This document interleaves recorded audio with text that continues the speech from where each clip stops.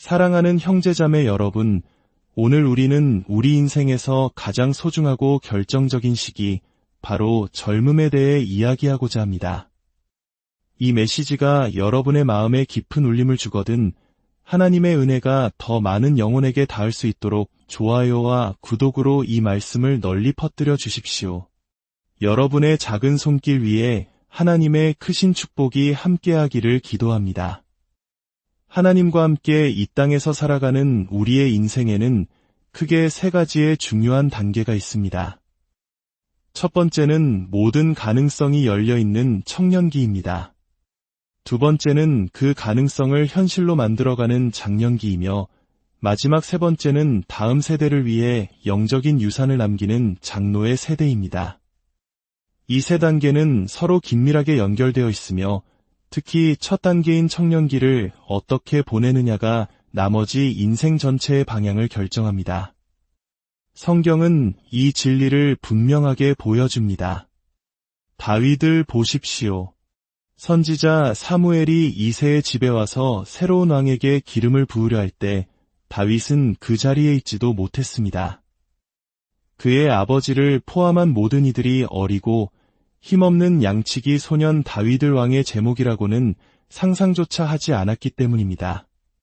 그의 나이는 고작 17살, 18살이었습니다. 그러나 하나님께서는 중심을 보셨습니다. 세상의 기준이 아닌 하나님의 기준으로 다윗은 이미 왕이었습니다. 하나님은 17세의 소년을 이스라엘의 왕으로 세우시는 분입니다. 오늘날 우리의 젊은이들은 어떻습니까? 17세, 18세의 나이에 다윗처럼 미래를 위한 위대한 꿈을 꾸기보다는 세상의 쾌락과 헛된 것에 시간을 낭비하고 있지는 않습니까? 만약 여러분이 인생의 청년기라는 무대를 놓친다면 여러분은 인생 전체를 놓치는 것과 같습니다. 하나님께서는 당신의 젊음을 하나님께 드리지 않은 사람을 통해 일하시기 매우 어려워하십니다. 이것이 영적인 현실입니다. 많은 젊은이들이 이렇게 변명합니다. 저는 아직 젊어요. 아직 시간이 많아요. 이것은 사탄이 주는 가장 달콤한 거짓말입니다. 우리 주 예수님께서는 몇 살에 성전에 들어가셨습니까? 불과 12살이셨습니다. 12살의 나이에 예수님은 율법학자들과 토론하시며 내가 내 아버지의 집에 있어야 될 줄을 알지 못하셨나이까 라고 말씀하셨습니다. 이제 막 유년기를 벗어난 소년이 자신의 사명을 분명히 인지하고 있었던 것입니다. 이는 우리 부모 세대에게도 큰 질문을 던집니다. 우리 역시 우리 자녀들의 미래를 너무 얕게 보고 있지는 않습니까? 우리는 자녀들에게 좋은 학교, 좋은 직장을 위한 교육에는 수많은 돈과 시간을 투자하면서 정작 그들의 영혼을 위한 하나님의 계획에는 얼마나 투자하고 있습니까? 교회에서 아이들이 조용히 있도록 사탕이나 과자를 쥐어주는 것으로 우리의 책임을 다했다고 생각해서는 안 됩니다. 하나님께서는 예레미야에게 말씀하셨습니다. 내가 너를 모태에 짓기 전에 너를 알았고 내가 배에서 나오기 전에 너를 성별하였고 너를 여러 나라의 선지자로 세웠노라. 모든 인간의 운명은 이처럼 예언적입니다. 우리는 시간 속에서 태어났지만 우리의 존재는 시간을 초월하여 하나님의 계획 안에 있었습니다. 우리는 우리 자녀들이 어떤 위대한 운명을 가지고 태어났는지 알지 못합니다. 그러므로 우리는 영적인 부모로서 기도해야 합니다. 하나님, 제 집에 있는 이 아이가 무엇이 되기를 원하십니까? 이 아이를 향한 당신의 뜻은 무엇입니까? 우리는 자녀의 삶의 주인이 아니라 그저 청지기일 뿐입니다. 그들의 인생을 우리 마음대로 재단할 권리가 없습니다. 진정한 인생의 성공이 무엇이라고 생각하십니까? 좋은 차를 소유하고 넓은 집에 사는 것입니까? 저는 그 개념에 전적으로 반대합니다. 인생의 진정한 성공은 하나님께서 그 사람에게 맡기신 사명을 완수하는 것입니다. 세상의 모든 것을 가졌을지라도 하나님의 목표에 도달하지 못했다면 그 인생은 실패한 것입니다. 다윗을 다시 보십시오. 그가 골리앗을 향해 나아갈 때 성경은 그가 달려갔다고 기록합니다. 그는 정신적으로 강인한 사람이었습니다. 어떠한 불리한 상황도 포기할 이유로 삼지 않았습니다. 그는 정신적으로 강했습니다. 오늘날 많은 젊은이들은 부모님이 차려주시는 아침, 점심, 저녁을 먹고 아무런 걱정 없이 살아가면서도 정신적으로는 너무나 나약합니다. 생각의 시스템에 문제가 있는 것입니다. 용기는 성령의 은사가 아닙니다. 인생의 성공은 하나님이 결정해 주시는 것이 아니라 바로 당신의 강인한 정신력과 의지에 달려 있습니다. 교회에서 우리는 종종 기도의 시간만이 중요하다고 배웁니다. 하지만 저는 분명히 말씀드립니다. 하루에 1시간 기도하고 나머지 23시간을 어떻게 생각하며 보내느냐가 당신의 운명에 더 큰 영향을 미칩니다. 1시간 동안 하나님의 도우심을 간절히 기도하고 나머지 22시간 동안 세상적인 염려와 불신, 사명과 관계없는 헛된 생각들로 마음을 채운다면 당신은 스스로 하나님의 역사를 막고 있는 것입니다. 기도를 마친 후 당신은 무엇을 생각합니까? 무엇이 당신의 마음을 불태웁니까? 당신은 무엇을 갈망하고 있습니까? 마음이 청결한 자는 하나님을 볼 것이라고 했습니다. 당신의 마음은 하나님의 영광을 향한 갈망으로 가득 차 있습니까?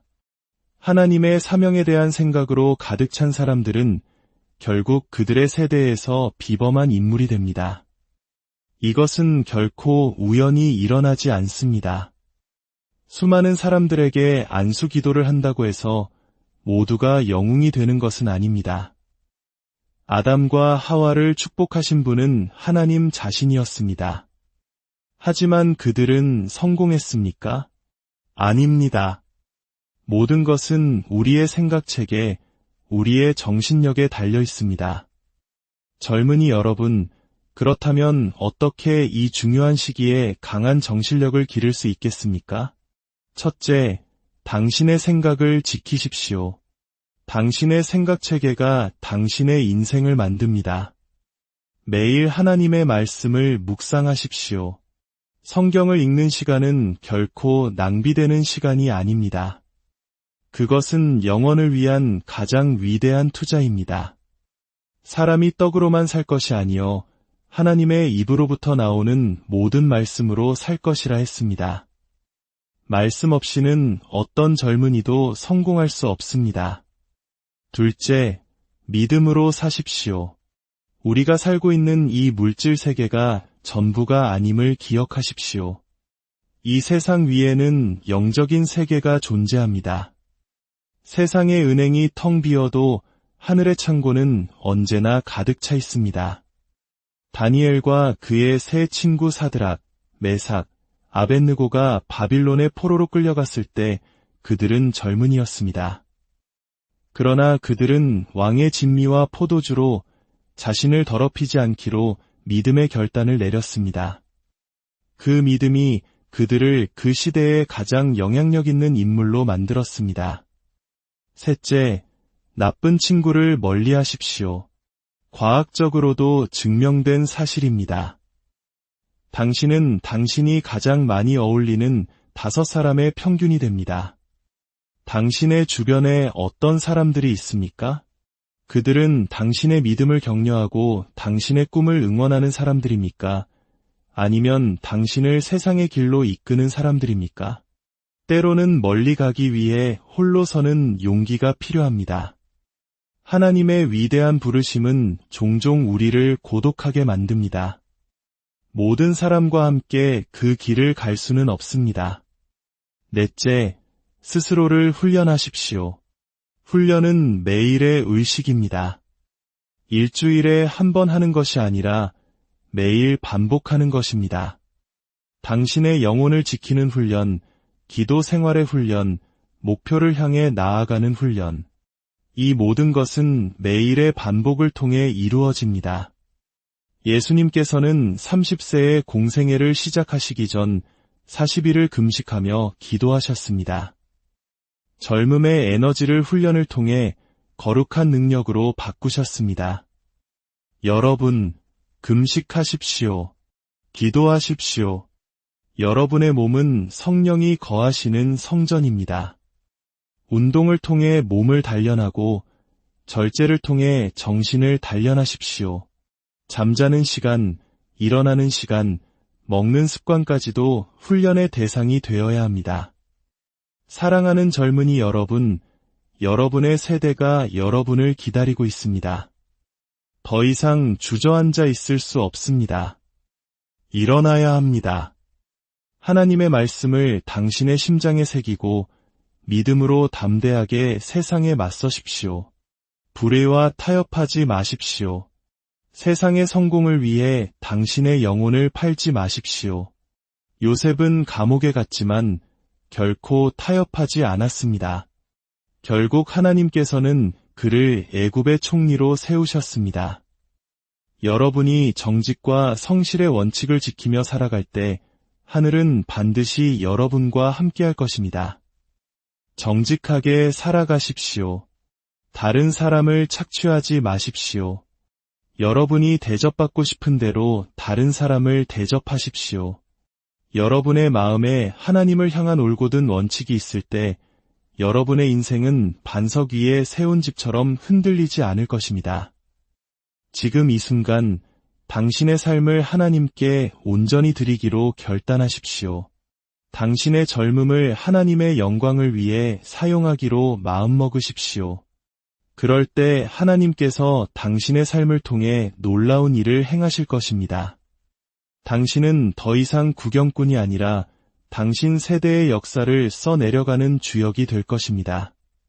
하나님의 은혜가 당신의 삶에 강물처럼 흐르기를 축복합니다. 하나님의 평강이 당신의 영원한 유업이 되기를 간절히 기도합니다.